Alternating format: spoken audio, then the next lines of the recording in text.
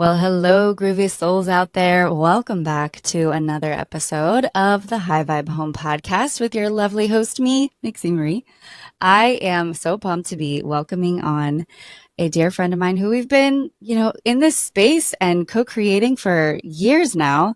We've got George Lizos here. Hey, George, so good to have you back on. Oh my God, yeah. Nixie, it's so lovely being back on the podcast. Thank you so much for having me. It's so lovely to catch up as well. It is. And for those of you that don't know much about George, well, you're about to find out because he is quite the creator and he's got a new book out, which we're going to be discussing, The Secrets of Greek Mysticism, which I am so excited to learn from. We have a whole wealth of topics we're going to be getting into today, which include Greek decluttering and some Feng Shui from the Greek perspective and all that juiciness. George has also deep dived into Feng Shui way back in the day, as that was from maybe previous episodes. You might have learned his sort of catalyst to his spiritual awakening. So unlike myself, that was sort of the last final thread. Not final. Is it ever final? No, it's never final. Never. It's a never ending rabbit hole. But nonetheless, congrats on the new book. And we're just really happy to have you here again. Oh, thank you so much. I'm so excited to bring this book out into the world. It's been a passion of mine for the past almost 7 years right now that I've been researching it and practicing it. And I'm so excited to finally bring it out to everybody. Yeah, well, for those that haven't heard anything about you in the world before, what is your biggest thing that brings you the highest vibes in the world today? What brings you up? What lights you up? Because a lot of what you do is all about getting lit, and I feel like you just are and embody that. So what is something that brings you high energy? Spiritually or personally or either? I mean, either, whatever you feel called to share. You know what?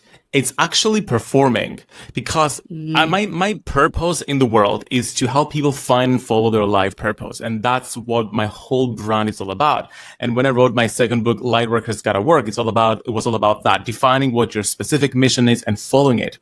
And then what I realized, and something that I had been suppressing for so long, so for so many years, is that yes, we have a very specific life purpose, a very specific mission, but because we're multidimensional people, we're meant to express that purpose and fulfill that mission through different expressions. And it's something that I suppressed for a long period of time as a result of patriarchy, wanting to put us into a box and be rigid and be one thing our entire lives. And I'm like, you know what? Fuck this. I'm going to embrace singing and I'm going to embrace acting and I'm going to embrace dancing and do it all. So right now I'm in drama school and I've just starred in Tarzan, a Greek version of Tarzan, the musical, as Tarzan. Wow. Without the blonde hair, I put a wig. Of course. That makes so much sense. I could totally see that. Yes. Tarzan, George of the jungle. So embracing all of my passions. Yes. That's what lights me up these days. Wow, that is so epic. And it just you can feel when somebody is lit up with that vibration of doing what they do and that lights them up, because sometimes it's things that we don't often expect too, it's like you try something new and all of a sudden, wow, this is lighting me up, like sailing. I never thought I'd, be living on a boat or sailing around the world. And I'm like, this is awesome. I love it. But it's such an important thing to stay you up and keeps you high. Exactly. And we shouldn't repress what lights us up just because the world wants to define us in a specific way. We're meant to be multidimensional. And when we follow what lights us up, then we do create change in the world and we do follow our life purpose to the fullest. Absolutely. And isn't that what we're all here to do? Really just live on purpose and be here and be happy and live our blissed out lives. I think in today's world, since it's been a while since we've caught up and so much has happened in the world, right? And it's to see the transition, the involvement of where we are today. I think that out of all of it, a lot of us have learned that we're resilient, we can handle this, and we should just important than living life, and really just following what lights you up. That's it.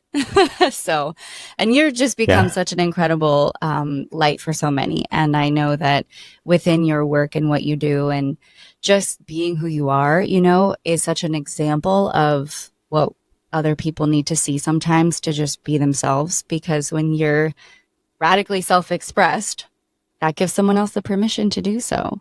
So, Thank you. I really appreciate you saying that because people give me so much like judgment sometimes, like especially when you live in a mm, small society, people like want you to like they ask like what do you do for a living? I'm like I do many things.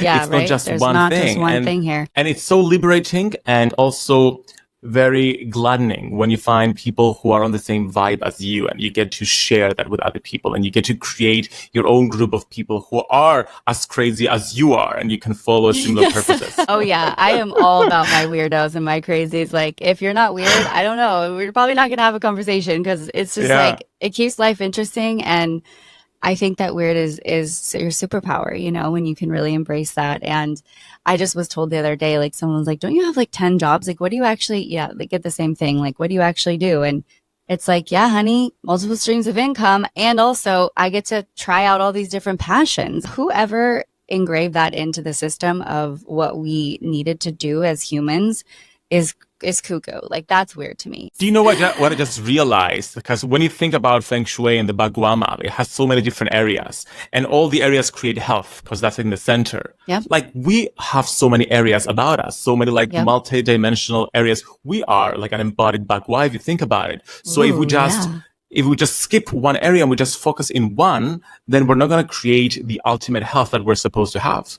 Or the balance. Yeah, no, it comes from, I think the reason that the Bagua map, for those that, have been on the Feng Shui journey, it's this map that essentially defines all 9 areas of our lives, or 8 around our center, which is the health and the vitality and our wellness. It is something that I believe that really was created to help define the important areas in a human's life while we're here, and because sometimes we need direction, when you're not focused on family life, but you're really focused on career. Well, that puts you out of balance in some way. Your wife's not happy, your kids aren't happy, your husband's not happy. Something's going on there. So Yeah. it really, that's why Feng Shui is all about bringing balance and harmony into our environments. So it's really a great Yes. reflection. And isn't it fascinating how all this knowledge had existence since the ancient times, and we're only just rediscovering it and re-understanding the significance of it? And as you said in the beginning, I started from Feng Shui. It was the first spiritual modality that showed up when I was 15 years old. I had almost taken my own life because I couldn't accept who I was. Mm-hmm. And I'm like, you know what?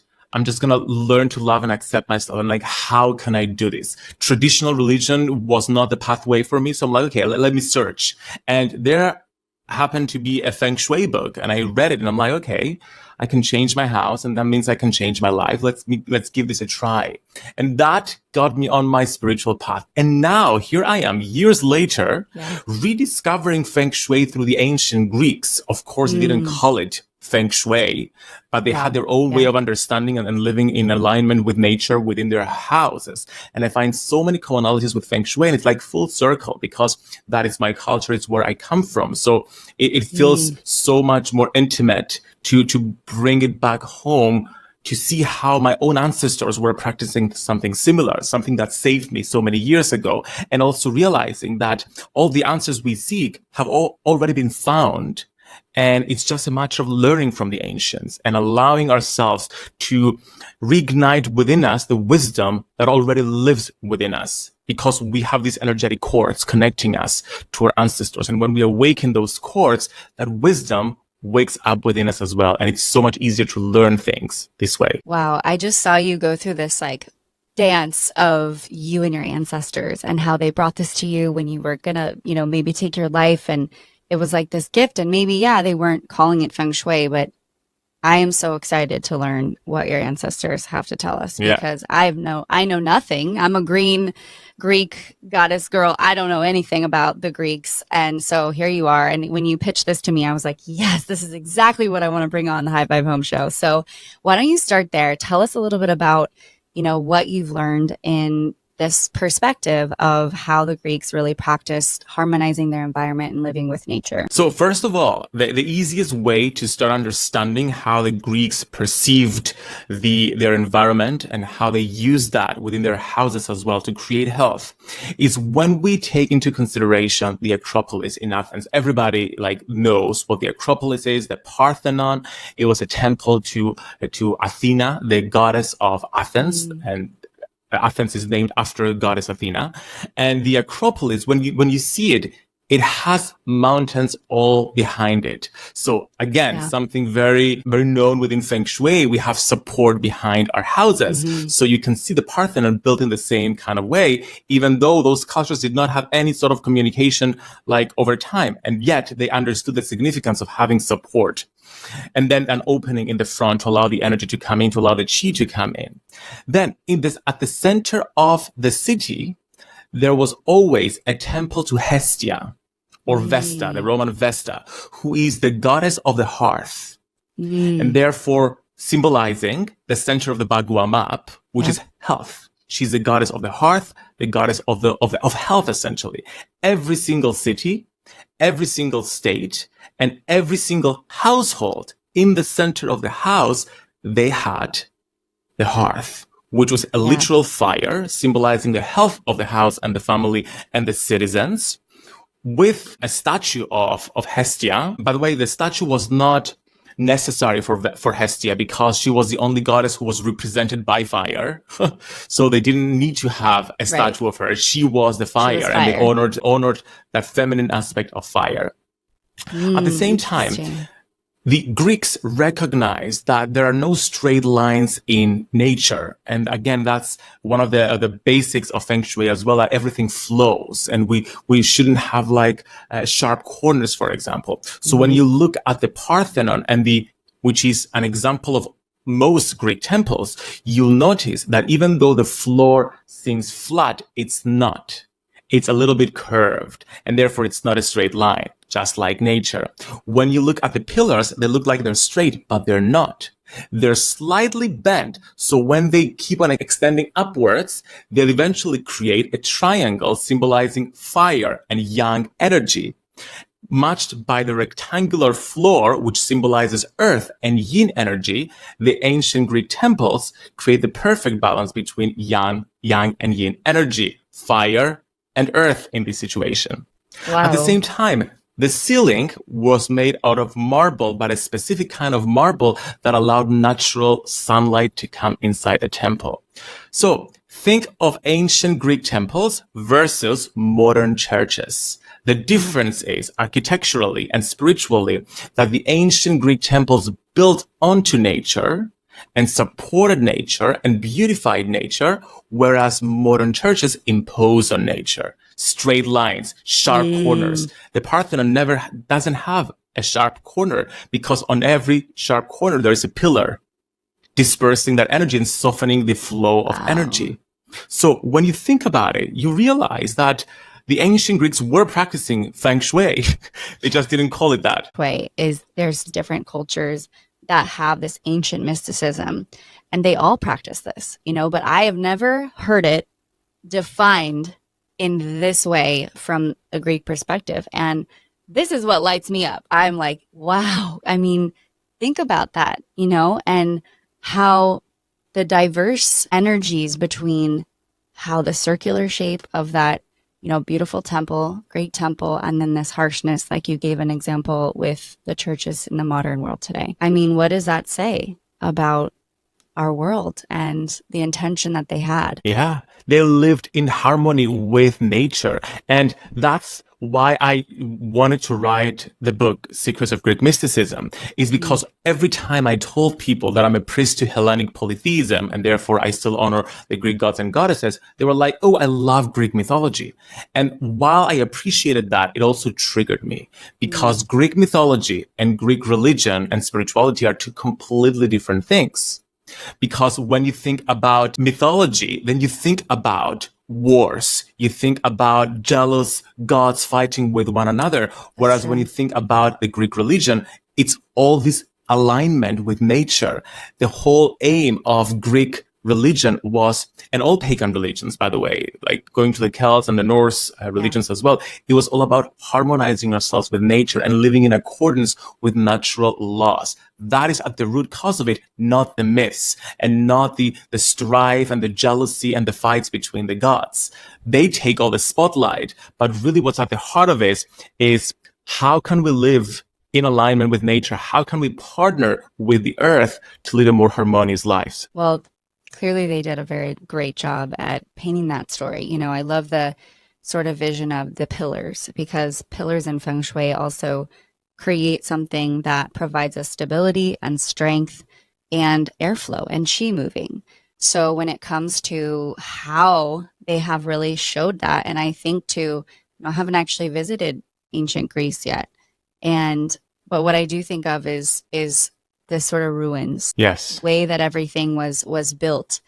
And the thing about other areas of the world, especially in ancient Greece, it's so old. It's ancient. Like the land is ancient, the temples are ancient, the ways that they practice, we're all rediscovering and we're relearning. And honestly, I think the consensus is a lot of it is really simple. We've just become so complicated with the technology and this and that. And while it's amazing to have, there's still got to be a symbiosis that we must return to our natural sense of harmonizing with nature and being one with nature. So, all that being said, how can this really be applied to our lives today? What in your belief in your book and everything you have to share can really support those in the world on the day to day that aren't living, in these Greek temples and maybe working with the Greek goddesses and gods. Yeah, so the most important thing to realize when it comes to like ancient Greek spirituality and working with the Greek gods and goddesses is who they really are. We need to be reintroduced to who the gods and goddesses are.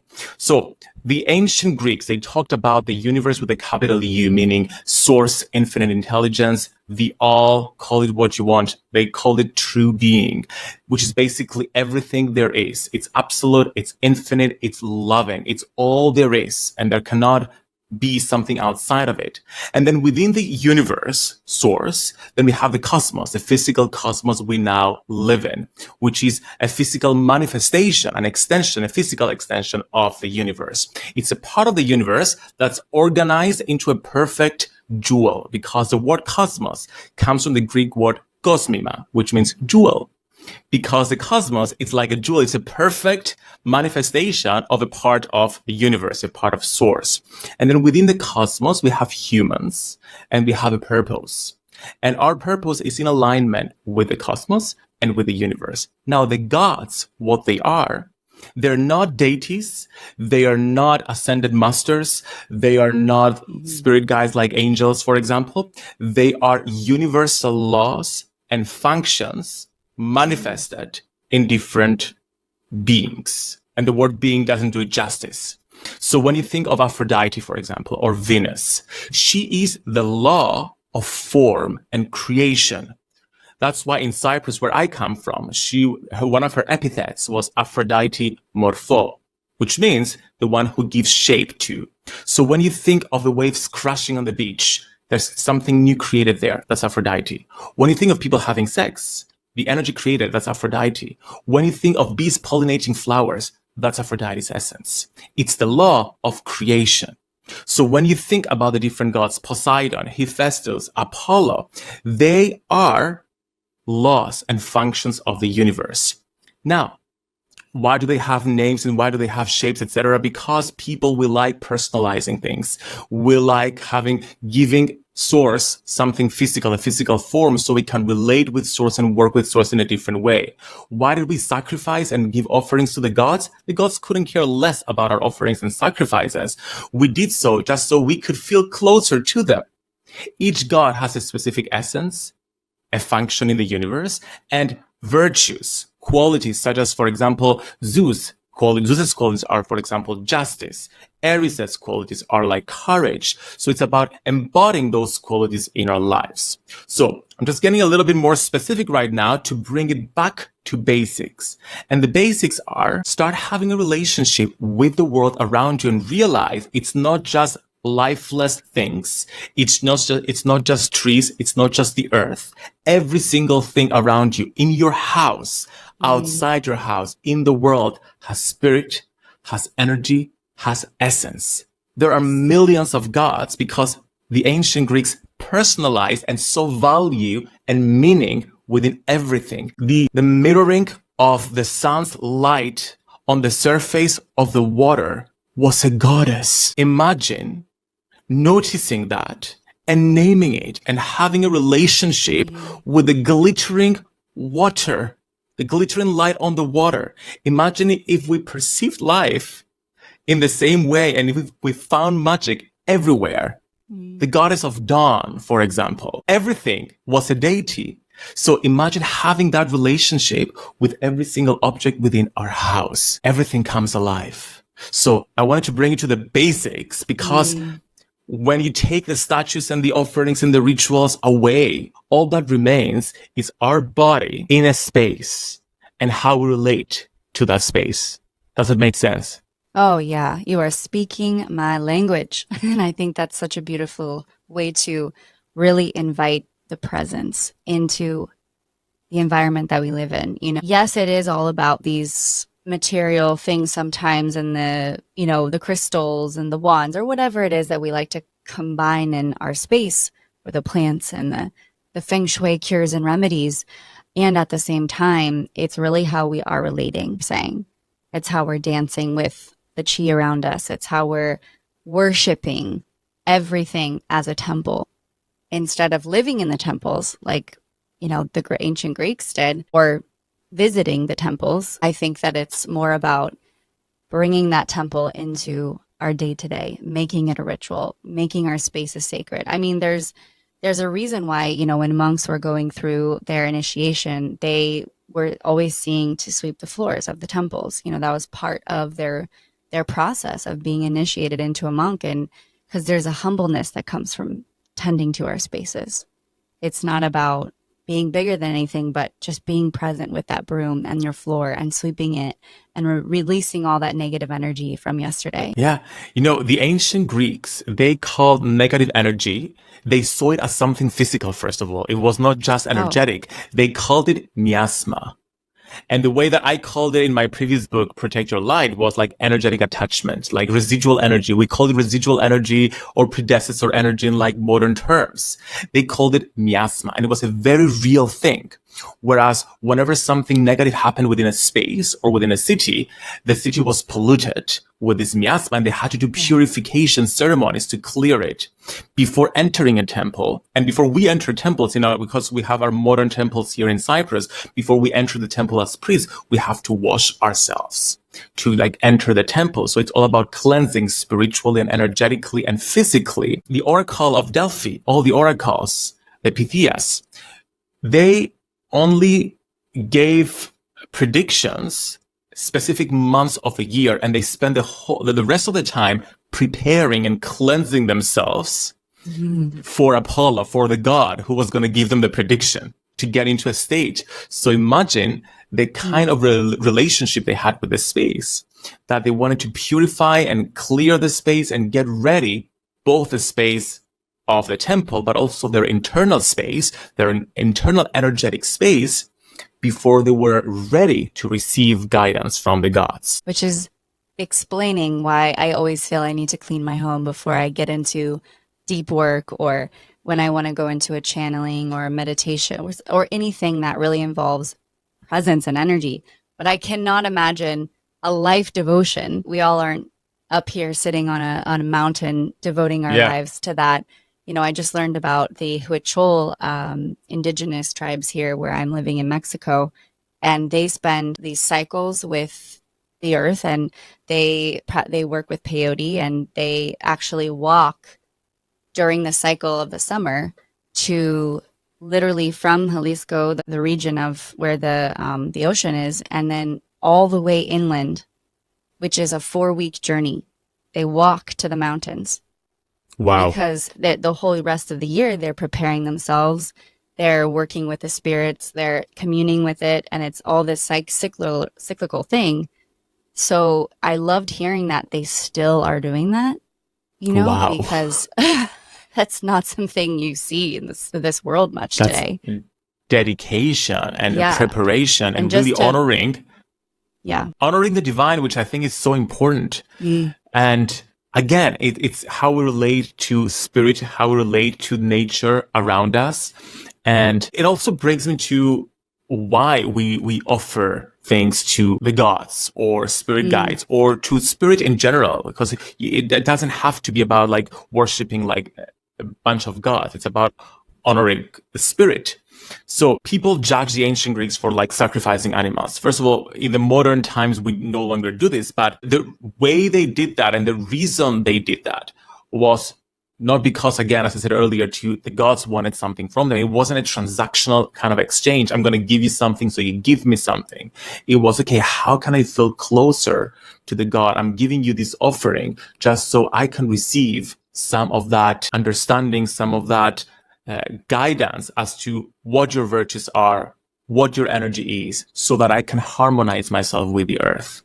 And again, that pilgrimage that the Mexicans, indigenous like Mexican tribes are doing, it's like an offering. They're offering their energy, they're offering their service. Here in Cyprus, at the temple of Aphrodite, it was the main cult of Aphrodite, because according to the myth, she was born here in Cyprus. So every year, people would come from all over Greece to Cyprus to celebrate Aphrodite. And women gave up their bodies for sex as a gift to Aphrodite. So sacred prostitution was said to have been practiced here in Cyprus, where people, women offered their bodies essentially to the goddess. Again, some sort of an offering, just so we can feel the goddess's energy through my body while I'm doing this act. And, I think that brings us back to just being in that awareness with your present environment again, because what you might not see going on around you is that a lot of these things are potentially still happening, or you can get involved again with this way of life that brings you back to connecting with the divine. And I think that tools like Feng Shui connect with the natural world in such a profound way that, I think is this conversation is so important now in today's world with so much technology that it's only going to get worse. We are really going to be seeing an interesting world. And while some of me, I'm excited to see where it goes, because I hope that we go in the direction of where, a lot of it can really support us reconnecting with that. But really the answers at the end of the day are like going back to nature and studying nature and listening to the trees and listening to the birds and putting your feet on the soil, getting dirty, getting your hands on the soil, planting something, giving back to the earth. And a lot of the Feng Shui principles really are stemmed from that. So it's really fascinating to hear this sort of Greek mysticism. What are some of the rituals that they performed during these ancient times? So essentially, you're probably familiar, and listeners are familiar with the Celtic Wheel of the Year and the different celebrations. Now, the Greeks had the Greek Wheel of the Year. First of all, each city-state had their own Wheel of the Year, but the modern polytheists, they combined all the different holidays and they created like a common Greek Wheel of the Year. So every single month, we celebrate a different god and goddess to create balance between masculine and feminine energy, and based on a different ancient festival. So, for example, right now we're celebrating the Asclepiad, which is, again, aligned with the spring equinox. Asclepius is the Greek god of health. So it's all about, again, spring cleaning and the energy of the spring equinox. So there is alignment with the energies of the earth and the Celtic Wheel of the Year. But what's really important to understand about pagan religions is that they were modeled after the specific geographical culture's relationship with the earth. And therefore, if the summers were longer, the festivals were different than, for example, in places around the earth where the summers were shorter. So it follows sort of the Celtic Wheel of the Year, the main celebrations that we know, but they have their own ones. And every single month, we celebrate a different festival. And in the book, of course, I describe all the different festivals. Now, they also practice a new moon and a full moon ritual. And I really want to focus on the new moon ritual because that one is really aligned with Feng Shui and decluttering and space clearing, which I find fascinating. I still haven't done mine. I will do it today probably because it's already been new moon in Pisces and I need to do my ritual. But the new moon ritual was called the Numinia ritual, and it was the first day of the lunar month. They had lunar months in ancient Greece, and it was the most sacred of days. And that is a direct quote from Plutarch. He said that the Numinia, the most sacred of days, were no celebrations, nothing was allowed to happen publicly. It was all dedicated to God Apollo and to the gods and goddesses of the house. For example, Hestia. So this was a time where people, first of all, they cleaned their houses, they decluttered their houses, they changed the offerings on the altars. They did sort of like a spring cleaning, but at the beginning of the month, setting their intentions for the month ahead. So imagine how important it was for the entire state to stop everything so they could all honor the household gods, essentially the spirit of the house. The family would come together to declutter, to clean, and to create the right kind of energy to start the month together. So the way that I've aligned that with modern practice is that I combine that with a new moon manifestation ritual.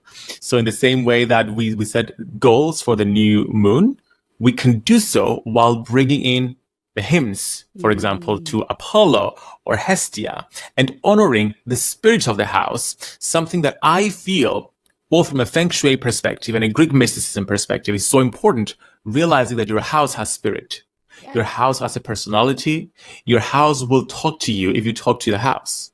So why don't we take time every single month to have a chat with the house and see how you're feeling today? What do you need me to focus more on? Like, for example, I'm going through my head right now. I really need to declutter my bookcase, and I really need to like sort through some drawers and because they've been there like gathering clutter for a while. So when we start having this relationship with the house and communicating with the house, then it guides us as to how we can take care of it. And as we know, what's going on internally is also mirrored externally and vice versa. So when we do declutter our house during the new moon, the Numinous ritual, we also declutter what's going on within us, and we go through a whole healing journey. You make an extremely valid point of this whole decluttering journey and why it's so important.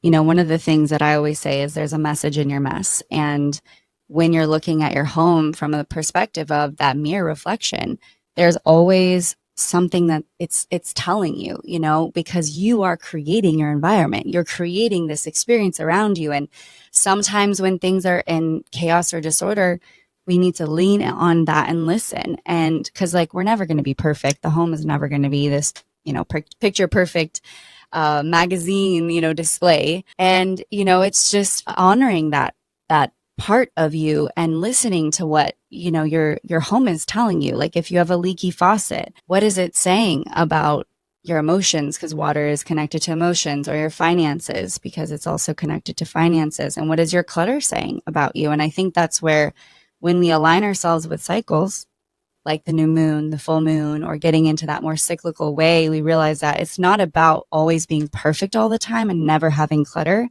It's about ritualizing these cycles and understanding that there's a time to let go and there's a time to call in. And when we want to call in, we should probably let go first, right? Let go of all the things that don't serve what it is that we're calling forth into our homes. So I think that that's really amazing to hear that this has been practiced more in other, you know, ancient mystical perspectives, because this is really what we're bringing back. We're bringing back this sacred connection to all that is, you know, and listening, deeply listening, being deeply present, you know. And when it comes to like these clutter areas, or even areas that when we associate with the Bagua map, there are reasons why I believe that, and it's like it's an unknown, like mystical way of looking at our home, because I can't really explain to you why that southeast gua connected to the money and the wealth area always tends to mirror what's going on there in my life, you know. And so when it comes to bringing that level of awareness into our spaces, using the Bagua map, using the Feng Shui system, and all of these components that make up these ancient mystical ways of life, you know, we find that there's like this sacred code. It's like how the universe speaks to each other, or how magic is formed, and that's what brings mysticism to life in our world. Yes.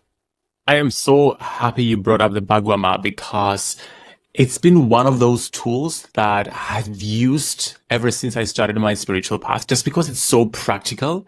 I never quite understood it in the beginning. It was so elusive to me, that which was Yeah. what attracted me to it. At first, I'm like, okay, it's probably just a law of attraction. It's all about like placing symbols there. And then I realized there was so much more depth to it, connected to a tortoise and the pattern in the tortoise's back and everything. And I was just did a deep dive about everything. But now I'm just using it. And the more I learn, the more I use it and I adjust it and I change it. So now what I've done with working with the Greek gods and goddesses is I've asked myself, how can I take what I know about ancient Greek religion and the Greek gods and goddesses and bring those symbols into the Bagua map, just so I can use it, that perspective. So right now, where I am in my desk, by the way, I Bagua everything, every Yes. single surface I can get. Even when I go to school, like I'm in drama school right now, we have like classes and I'm on a desk, I will Bagua my Yes, desk you just can. because Yes, exactly. I just do it like instinctively, because this is like me, like since I was 15 years old doing that. So it's just an instinctive kind of thing. I go to hotels, I'm like, hey, left Yeah, corner, move. wealth Yep, corner, yep. fame corner, like see what I need to change. So right now on my desk, on my left corner, I have an Aphrodite statue. And on my wealth corner, I have a Zeus statue. So I just want to share a little bit my findings and my associations of the gods, because the gods, they have an essence, they have virtues, but they also have colors, they have elements, they have symbols, and therefore they have a very practical way of calling in their energy and bringing their energy into your house. In the same way we use crystals or different types of figurines, all the Chinese coins, or anything you want to use in Feng Shui, we can also use Greek statues and Greek symbols and bring those to activate those areas. So starting with the career, okay? Then we have Poseidon, because it's the element of water. And Poseidon is the god of change and transformation. He was also the god of earthquakes. Why? Because that's also connected with the liquid element, because underneath the earth, there is magma. So there is this liquid, this ever-changing flow of life. So when we think of career, it brings changes within our life, and we want to activate that area by bringing Poseidon's energy in there.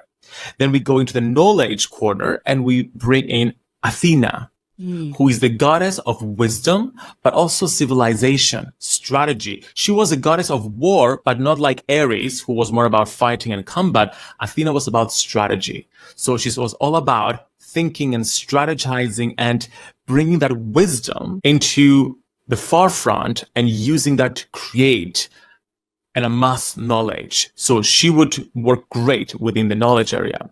Then we go into the ancestors corner area. And that's where we have all the gods. Because when we want to think about ancestors and our family, etc., we want to bring all the gods there, but also Zeus as well, who is the father of the gods, and therefore the representation of that.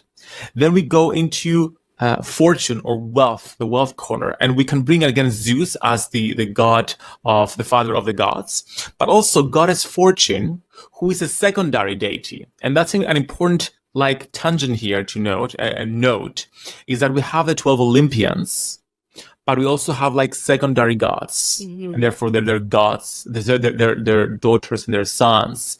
And then we have different types of gods. So Fortune, for example, is a secondary goddess, and she's the goddess of fortune. Okay, and Fortune is the Roman name, or the English name. Fortuna is the Roman name, but the Greek version is Dichi, which literally translates to luck. And then we go into the fame area where we can bring in Apollo, the god of light. Apollo, whose twin sister is Artemis, and Artemis, she's the purity of source, and Apollo is the light of source. So what a better area to bring light in than having Apollo bring that light in. And then we go into the love corner. Of course, Aphrodite is the most obvious choice here, but also Demeter and Hera, because Hera is the goddess of marriage and therefore coming together with Zeus, and she's celebrated in January with the Theogamia, which literally means sacred wedding. That's why we set intentions at the beginning of the year and resolutions, because it's the marrying of feminine and masculine energy coming together. And we also have Demeter, whose name means Mother Earth, literally. So again, she's the motherly kind of energy, the motherly kind of love that we want to activate in the love corner, because love is not just about romantic love, it's all types of love.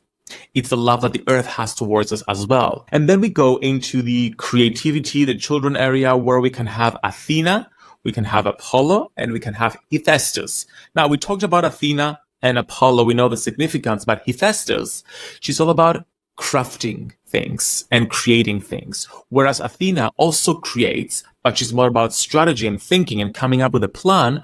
Hephaestus does the work of bringing things to life. Yeah. And I mean, he was thought as the god of like craftsmanship, but now you can think about it as technology and AI. Right. He's like the god of AI Yeah. and tech, because we have to like apply to the today's context. And then we go into the final corner. I like to bring in Hermes, the god of communication. And you could find Hermes out in the streets in specific corners. You would have like it was called a herma. It was basically a column.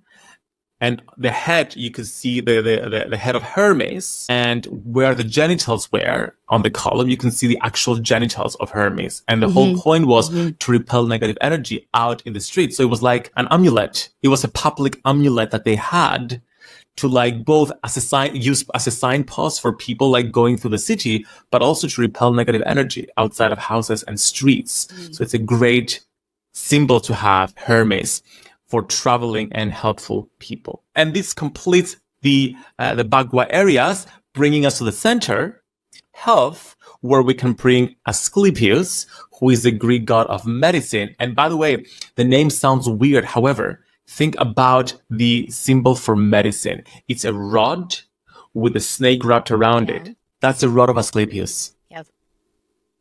It's literally taken from that. So he's a god of health. He created the first hospitals, which were like healing temples, essentially, that people used to go to and go through like dreams and heal with visions, etc.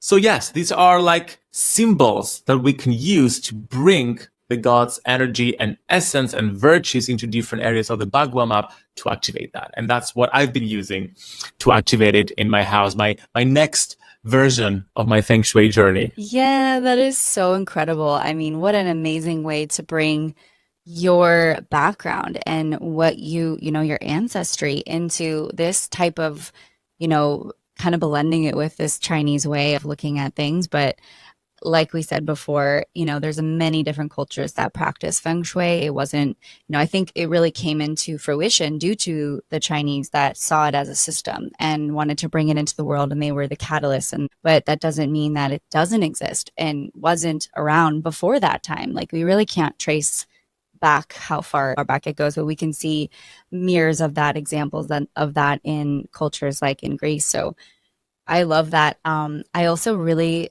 want to just thank those gods and goddesses for coming in today, because it just kind of brought me back to how much I love working with them, and like Hestia and Aphrodite and Artemis, and just like going back into those chapters, because that was a big part of my personal journey for a while. And then I kind of, as we go in and out and weave through different tell me about it. I didn't know about that.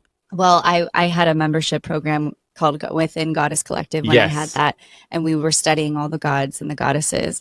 And so every month we had a theme around a goddess, and we would be embodying her, and the gods were kind of like the outer protector and like the sort of like arc around the goddess that we would embody, so that we could be the catalyst for whatever it was. Like if it was Artemis, for example, getting outside, like where are we shooting our arrow? How can we be like warriors and really invite that consciousness in? So it just kind of brought me all back, because it's years ago that I, have really been working with those goddesses. I remember, because I've been on the podcast back when you did that, and then it was New Earth. Yeah.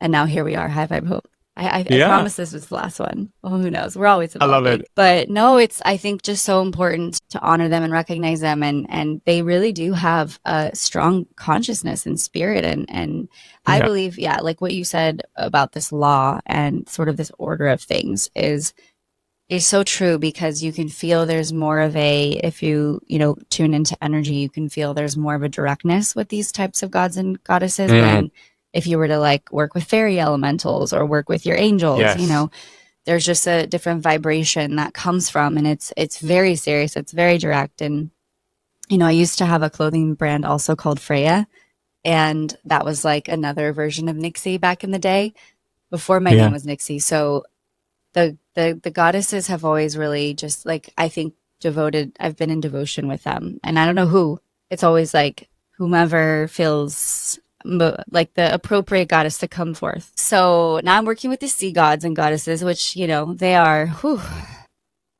I they love are, them. yeah, Oh, they are definitely, they have a whole different energy to them than any other god or goddess. There's just a lot of whimsical, magical, mysticalness, and then there's a lot of very intense, challenging, like break you and make you fall and like build yourself back up. And yeah, they're very powerful. and there are so many, by the way. Even like Yeah, within in the Greek world, there are so many water deities. water Aside from deities. just Yeah, Poseidon, we have Triton, we have the yeah, Nereids and the Naiads, like different types of spirit guides. yeah, I love them so yeah, much. yeah. I remember seeing. I think recently you did a photo shoot of embodying like your mermaid self or something of that nature. I am a merman. Merman. I was dreaming of getting my own mermaid tail for years. Yes. And finally I got one from Mare Taylor, who's like my Yep. favorite, Yep. like mermaid tail creator. And I got it at the end of the summer. So I only had like one chance to go out and do a photo shoot, and I was freezing in the water, but I did it. And now I can't wait for summer to be back just so I can go out Go and live my out. mermaid life Yes. because I'm a merman. Well, mermans and mermaids always unite and find each other. I mean, I've got a mermaid tail that's just a fin, but not an actual full tail. So I Oh, have you the need the full fin, tail. so I just need the full tail. And my husband Yes. actually got me that, and he's like, he knows it's on my list. I'm like, what? But there's so many options because once we start sailing further south, the waters get clearer, and we're in Pacific side of Yes. Mexico, so I haven't really used it much. But my vision is to be this woman who does these mermaid and merman retreats in like Cozumel. And I'm like, yes, this is amazing. The mermaids have made their comeback. I mean, that world, the It's a underworld. whole industry. It is. It's a You whole need to industry. watch Mere People on Netflix. It's a whole Oh, show about that. I Have you have watched it? seen the whole thing, and I wanted to learn all the lingo. And I mean, my sisters, we communicate as much as we can. I mean, it is a whole, and that really, like, I think the Little Mermaid came out, the remake, and Moana too, I think helped sort of push Yeah. the importance of, Yeah. paying attention to this underworld, this underbelly that we don't know much about. It's this mystery. And Yeah. then we have this mermaid, this archetype that really is desiring and to come forth. And I think this year it's actually the dragon, because we're in the year of the dragon, and we're Yeah. kind of starting to see this other mystical creature come in and remind us that magic is real. We need to Yeah. connect to this essence of us, and that it's not fairy tale. It's not in our imagination. Like, this is It's not. this is a real reality. And I think that that's where, like, the unicorn, the mermaid, you see them everywhere now. And now it's the dragon that's coming in. And those are the three, to me, very like mystical symbols that are showing me that magic has really made its presence back into the modern world. Yeah. And to bring it back to my initial point when we first started this episode, because I did a whole like research as to like the existence of mermaids from like a historical perspective and a biological perspective, and then their spiritual like symbolism. It's on my website. Like, people can go search like George Lizos mermaid and you'll find that article, Are Mermaids Real? That's how it's called. And essentially, to bring it back to my initial point that we're multidimensional people having multidimensional purposes, when you think of what the mermaid symbol symbolizes, because the mermaids have existed in all cultures around the world, cultures that couldn't communicate with one another, and yet they envisioned that mythical creature, that spirit of the mermaid, being half human and half fish, because we're hybrid, because our souls are hybrid, because the ocean is hybrid and ever changing. It's not just human or just fish. It's not this or that. It's not black and white. It's ever changing. That's why mermaids take up so many forms. You see the kelpies, you see the sulkies, so many different types of mermaids in China, in Africa, in Europe, in the Americas, all around the world, portrayed in diverse ways. Yeah. Why? Because nature is diverse. Yep. Because we are extensions of nature, and because we're all mermaids. We have mermaid souls to embrace our multidimensional selves and be mer people. And that'll be my next podcast, just being mer people. Me and George will start it together. Me and George will start it together. Thank you for coming to my TED Talk. Yes. Oh my gosh, that is so good. I mean, did you also know that Nixie is the cousin of the mermaids? No. Yeah, it means water spirit, and Nixie. I had is no a idea. cousin. I love it. Yeah, I didn't know that until like maybe a couple years ago, and someone said, "Well, you know, Nixie's like," because actually, you know why? There's this drink. I don't know if you've seen it, but it's a sparkling water called Nixie, and I had so many people that would send me this message, and they're like, "Did you start a new company? Is this yours?" I was like, "Oh my gosh, no! Like, why didn't I start this company first of all?" And because it is a delicious sparkling water. I love sparkling water. Yeah. So I actually reached out to the founder, and I said, "I'm just so curious how you got the name, because I have the name Nixie, and I'm just, you know, her name is also Nicole, her given name. So we must be like spirit sisters in some other life or this life, who knows?" And she said, "Well, I always grew up by the water, and I lived in Miami, and I was so connected to mermaids, and I love mermaids, and Nixie's the cousin of the mermaid." And I was like, okay, well, and also Nixie's a great name for sparkling water. A little envious on that one, but it's such a interesting, you know, and just there's learning power about in names, and it's interesting that you're named that. Yeah. And now you have such a strong connection with water as well. Yeah. Oh, here we are, being mermaids. Well, George, this has been so lovely, and just I love when I get to learn something as well. You know, when I'm sitting and doing interviews, and this was one of those that I just feel like we got to kind of go full spectrum on all the different ways that Feng Shui can really come into our lives, and exploring all these magical, mystical things that they're here, they're with us, and to just bring it back to the simple things of being present, being with nature, and treating our homes like temples, like the ancient Greeks and so many other ancients. So you have this book out. Please tell us when we can get it. Is it available? Like, I think that a lot of people are going to be very fascinated to learn more about what the little taste that we gave them today. Thank you. So, Secrets of Greek Mysticism, a modern guide to daily practice with the Greek gods and goddesses, is out April 8th, everywhere books are sold. And if you go to Greek Mysticism and you entered your pre-order number, the receipt number, then you get a free workshop with me all about meeting your guardian Greek god or goddess. Amazing. Well, I can't wait to hopefully get myself a copy as well. I'm sure I could find a way to get it here to Mexico. But you know what I do have? I just remembered that I wanted to share with you is I still have my protection. I have This one, yes. Protect Your Light. My that I sent you last time. Yes, I just actually moved it because I have it with us on our boat, and it's usually at the front entranceway. But we were moving around because we were sailing, so I had to move it so it didn't like break. But I just remembered that I still have that, and I love it so much. And by the way, another Greek symbol, because these eyes were found on Greek vessels, and they were used as amulets to essentially repel negative energy. Yeah, which is also one of the things that we suggest in Feng Shui to help alleviate some of the inauspicious energies every year. So it's a good place to put your evil eye protection at the front entranceway this year. Yeah. So, well, thank you, George. You're awesome. And I love the way you educate us always on something new and bring your light into the world. It's been a pleasure being with you once again. Oh, the pleasure is mine. Thank you so much, Nixie. All right. Well, everybody, please go check out George Lizos and his new book. Get yourself a copy and head on over to the show notes to see where you can find more about George and his work, and maybe even dive deep with him into the sea of the mermaids. All right, everyone. Thanks so much for listening. I'll see you next time on the High Vibe Home podcast. And don't forget to let that chi flow.